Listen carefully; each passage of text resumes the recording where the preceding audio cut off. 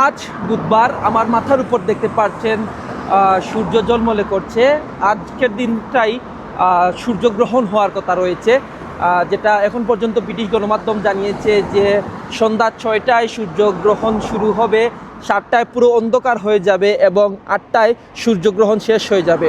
তো সূর্যগ্রহণটা হচ্ছে পৃথিবী, চাঁদ এবং সূর্য যখন একই সারিতে চলে আসে তখন সময় এই সূর্যগ্রহণটা ঘটে।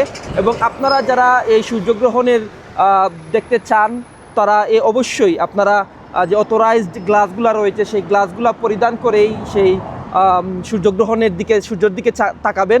এবং এটা যুক্তরাজ্যের প্রায় 30 বছর পর এরকম সূর্যগ্রহণ হবে, যেটা বলছেন এখন পর্যন্ত গণমাধ্যম সেটা 96% সূর্য একদম অন্ধকার হয়ে যাবে, আলো দেখাই যাবে না। এটা সন্ধ্যা 7টার সময় ঠিক হবে এবং 8টায় এটা শেষ হয়ে যাবে। তো আপনারা যারা দেখতে চান সূর্যগ্রহণ, যুক্তরাজ্যের বিভিন্ন জায়গা থেকে আসলে এই সূর্যগ্রহণটা দেখতে পারবেন।